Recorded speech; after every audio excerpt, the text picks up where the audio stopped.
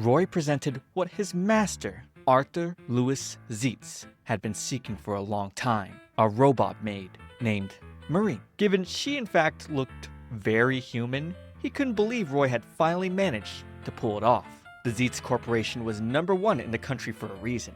Arthur saw nothing to be impossible for the business he'd inherit someday. Before he could get a closer look at Marie, a clock suddenly exploded. However, she did not react, and soon after, the cleaning lady who had switched out the clock was escorted for interrogation, all while pleading that she was ordered to do it. Then immediately, Arthur ordered Roy to have someone apprehend the person watching him from the roof of a faraway building and take care of the listening device under the desk. Roy would later come back with a parcel and bouquet that arrived for his master, soon finding out they were rigged with danger as well. Arthur knew people let their greed get the better of them. People attempted to hurt, rob, and swindle others without a second thought. So the only thing he trusted were emotionless, inanimate objects. Arthur was the heir to a corporate empire and an illegitimate child. Resentful relatives have attempted to kidnap, imprison, poison, and assassinate him for so long, he's developed extreme misanthropy. And the thing he hated most was people who lie. When someone lied to him, he'd use every means at his disposal to end their lives socially. Even with all the chaos happening on her first day here, the robot maid Marie was actually a champion martial arts prodigy who never let it show on her face what strenuous feats she performed or excruciating blows she took. She was known as Marie the Robot Evans. She didn't know what to do, having taken this side job because they promised to take on her parents' debt for her. But no one said anything about this. She thought this was bad, because no matter how robotic she seemed, Arthur was bound to catch on to her. But staring at her close, he gushed over her roboticness, as if she were straight out of a light novel. When she turned to say she'd start cleaning, he thought she even sounded like a real girl. He grabbed her hands, asking if he could just call her Marie directly, and she couldn't believe this was really the same guy from a minute ago. Later, Roy reminded Marie that they'd put her through school, as long as she kept Arthur safe. Meanwhile, she was stuffing her face, since she could only eat when their master was in the shower. She quickly bolted off with Roy's sandwich too, and to himself, he uttered she needed to be careful, because if Arthur found out she was human, then they'd both be dead. When the chauffeur arrived, Arthur scolded him for being late by 0.089 seconds, saying no one trusts those who couldn't keep a schedule. Riding on their way, Arthur told Marie he had a university lecture to attend to after school. He was learning to be a leader, and afterwards, he'd be dining with the son of one of his business partners. The son in question had abysmal table manners, so much to the point Arthur felt he might snap and stab him to death with his knife. That's a bit much, isn't it? However, Marie thought he was at least nice to her. He suddenly grabbed her hand, and with a flushed face, asked her to pretend to be human and come to school with him. His constant personality change was giving her whiplash. She couldn't believe they were letting her go to such a fancy school. Staring at a trophy case, she was surprised to see all of them belonged to her master. And the fact that he was part of the student council meant he must be a model student. Suddenly, some guys bumped into her, and when she emotionlessly apologized, they thought she didn't sound sorry and sounded a lot like a robot.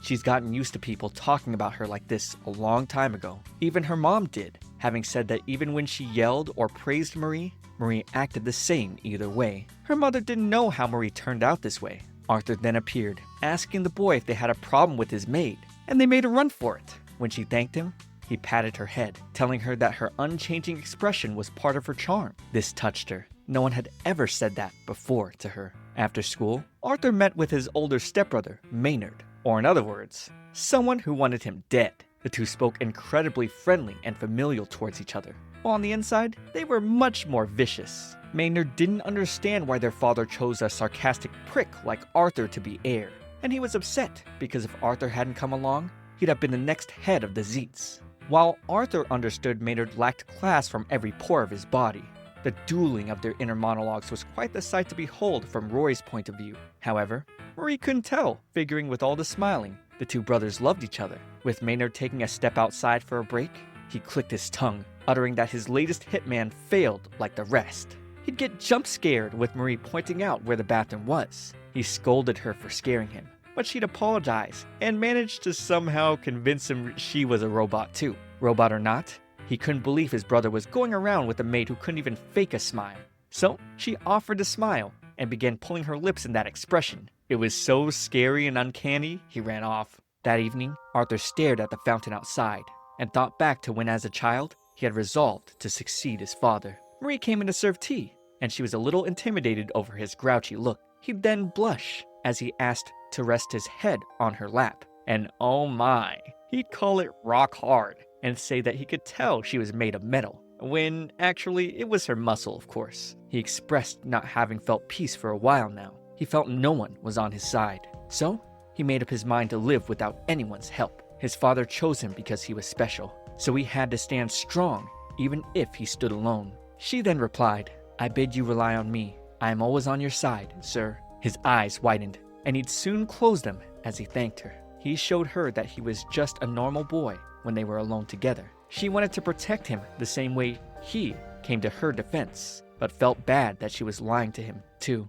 The next day, when Arthur was getting picked up for school, Roy noticed the chauffeur was a little early this time. After they drove off, his actual vehicle would come by. Oh no, the first car was a decoy. Roy tried telling Marie to call the police, but she was already gone, sprinting off after the getaway car that Arthur was kidnapped in. Maynard was pretty cocky as he uttered that Arthur's surly robot maid disrespecting him was the last straw. Maynard planned to kill Arthur today, but Arthur had heard that saying 168 times already. The car would shake, and Arthur opened his eyes to see Marie on the windshield. The vehicle managed to fling her off, but she'd soon make haste in the abandoned building where Arthur was tied up. He was not happy with the idea that Marie might be hurt. While Maynard flaunted about this being Arthur's last moments, a recording played containing clear voice evidence of Maynard saying this would be the day Arthur would die. Arthur had a spy gadget on him that had been recording every detail since the kidnapping began, and it was already saved to the cloud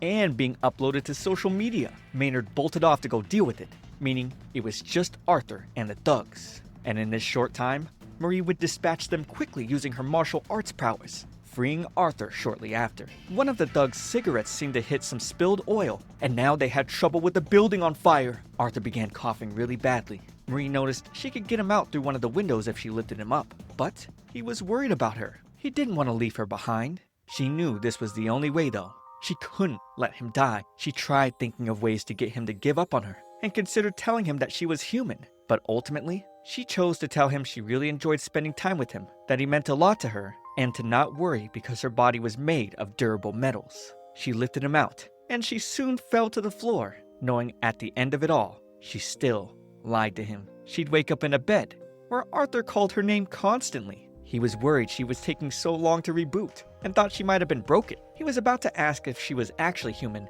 and Roy got so worried. But then Arthur said never mind, and assumed the human-like smile he saw on her face was due to his brain being starved for oxygen. He knew falling in love with a machine was worse than pointless, but it wouldn't matter if she was human anyway, since he could never love another human. Who doesn't hype this video and subscribe to my channel? Because here at my Shoujo Weekly, I might be a robot the way I'm working myself to death, but that's okay, because as long as you enjoy yourself watching the latest here on the shoujo genre, it's all worth it to me. Looking for more to watch after this? I have tons of fun stories in the completed series playlist. You should check it out after this video, and the more you watch, the more I get to keep making. So come on, hit that subscribe, I'll be your guy. The servants were decorating for a garden party. Arthur would scold one of them for not having the chairs prepared, and he fired the guy for lying that it had been set up in the first place. He detested lies as much as he detested people. Arthur would praise Marie as the pride of the Zates Corporation, telling everyone to learn from her example. When the guests arrived, the garden was filled with rich socialites as far as the eye could see. Of course, Marie expected as much from a Zates garden party. Arthur explained to her that the party was vital. His father left hosting it in his hands while he was away on business. Marie then assured him he could count on her to take out anyone suspicious. Arthur, however, had a more important job for her, which was to pick out green peppers for him, and she agreed to remove them all from the party food, so no one would find it. Arthur's Uncle Carl and Aunt Charlotte would then come to greet him. Marie noticed their incredible aura, and wondered why Arthur seemed friendly with him. Roy then let her know these relatives were on her side. Seeing Arthur's demeanor, Charlotte could tell something good had happened to him. She was itching to find out what. He was no match for her keen eyes. He brought up how the full might of the Zates Corporation had gone into his robot maid, Marie. Charlotte noticed Marie's exquisite detail, with her having smooth skin and even pores. She could hardly believe Marie was a robot. All the while, Marie was panicking on the inside, fearing Charlotte was onto her. Roy dragged Marie off to clear out the plates the guests had used. She stacked so many plates perfectly on both hands, Carl was impressed. Next up, she moved a tray of glasses. A cat tried jumping on the tray, but Marie would catch the cat midair and save the glasses from shattering. As another maid was bringing the salad servings, she grabbed all the green peppers so fast, the maid never noticed. And even when an intruder snuck in, she struck him down with one hit. Suspecting there might be other intruders, she went into the house to check around. Walking through the hallway, someone suddenly appeared behind her, but it turned out to be Arthur.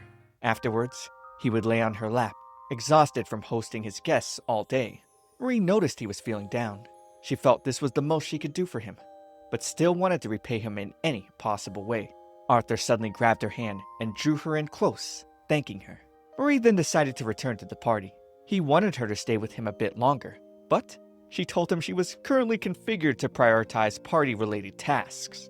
Unbeknownst to him, Charlotte was close by, wondering if Marie was truly a robot. Meanwhile, Marie wondered why her heart suddenly started pounding back in the room with Arthur. Roy ordered her to serve water to some guests, and in the process, she accidentally broke a glass and splashed water on him. Then, with her emotionless expression, she apologized. Marie panicked, thinking she would cause more problems for Arthur if she kept this up. She would catch an intruder setting up explosives to blow up Arthur, and without delay, she apprehended him and crushed the detonation switch. She then threw him in the bushes, causing the scenes to disrupt the party. She quickly panicked, realizing what she had done. The guests thought she had gone berserk and wanted to make a run for it. She had no idea what to do. The party was ruined, and it was all her fault. But Arthur would pick her up and come to her rescue. He apologized to the guests for the disturbance and explained that Marie took actions against the intruder who had planted a bomb. As the guests applauded Marie, Charlotte hoped she'd be the cure to Arthur's misanthropy. It turned out Maynard had orchestrated the bomb planting, and he was on a rooftop watching how the scene unfolded. He cursed Marie for ruining his plans and swore to definitely get Arthur before slipping off the roof. That night, Marie would appear in a lovely dress Arthur bought for her. With the party over, they could finally be alone. He wanted them to enjoy this moment together. She apologized for ruining the party, but Arthur commended her for doing her best all day and thanked her. Marie thought he was a wonderful master and wished she could work with him forever. Since Marie was supposedly a robot, he felt she didn't need to eat and asked what fuel she ran on, which caught her off guard. She nervously answered that it was AA batteries. Obviously not. She panicked with cold sweat dripping all over. But right now, she looked like a human girl to him. He suddenly kissed her forehead, and Marie responded by pushing him and running away. She feared the worst, thinking Arthur definitely knew she was human. The following day, Marie didn't know how to face her master, and wondered if she could blame her actions on a system malfunction. While serving Arthur breakfast, he greeted her with a cheerful smile. She pondered if yesterday didn't faze him at all. All the while, Arthur was shocked she didn't reply good morning back to him. He asked her what was wrong, noting she didn't seem like her usual self. Marie and Roy panicked. She tried to calm herself down, but acting rattled only made it more suspicious. Arthur wanted to ask if she was human, but he decided he would find out by replicating the events of last night. However, a bee flying around the room distracted them. They tried to grab it at the same time, causing them to lean in closer to each other. Marie quickly backed away, trying her best not to lose her cool. Arthur would then tell her that he'd like to have his coffee in the study. While she served him, he stared at her with suspicious eyes. Even while vacuuming the house, he suddenly appeared next to her, offering to help her with the vacuum. Marie knew he was trying to catch her off her game and get proof, so she needed to act more robotic than usual. Marie would walk robotically into a wall as she tried to convince Arthur. In the kitchen, she pretended to be oiling her screws. That's when Roy suddenly decided as of today, she was fired as a maid. Since Arthur had been eyeing her with suspicion, he felt it was only a matter of time until the master learned the truth. Still, Roy assured Marie she would be provided for, but just far, far away from here. He felt Arthur would be really hurt if he learned the truth, and thought it was probably hard for Marie to keep up the lies. Roy had a plan. An upgraded maid robot then walked into Arthur's study, introducing herself as Marie 2. And in a flash, it killed a fly in the room, proving it was far superior. Roy explained Marie 2 was fitted with the utmost lethal capabilities, and told Arthur no maid was more fit to serve him. But Arthur would question that in his mind. At the same time, Marie packed her things and left. Roy had arranged a car and told her to leave quickly before Arthur would spot her. Marie decided she would wash the maid uniform and return it. Though Roy wanted her to keep it as a memento, she refused because it would bring back too many memories. She really wished she could have spent more time at Arthur's side. Arthur would then burst through the door, asking Marie to tell him what she'd been hiding. She answered she believed he didn't need her anymore, now that he had a robot maid far superior to her. Arthur admitted Marie 2 was more capable. Oh my gosh. But he couldn't be satisfied with just any robot maid.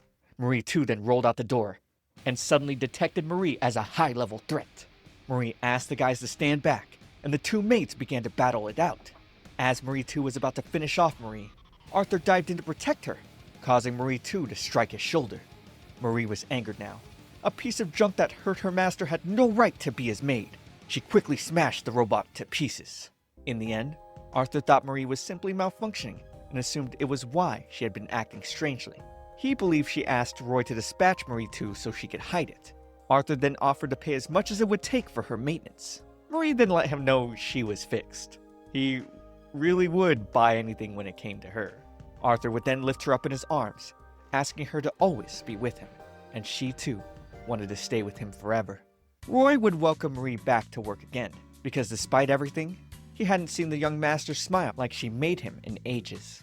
Marie promised to work harder than ever to make sure the truth never gets out. Marie, too, then walked into the kitchen with upgraded hardware and software. Roy wanted the two of them to work together in protecting Arthur. Will Marie compete with Marie 2, a robot, for Arthur's affections? Is this the start of a love triangle? I'm not so sure about that. I like how the whole plot is hinging on the fact that this genius millionaire prodigy is gullible enough to believe Marie is a human. Subscribe for more parts, but for now, watch this next video. It's me, ComfyTea. I'll see you all in the next one.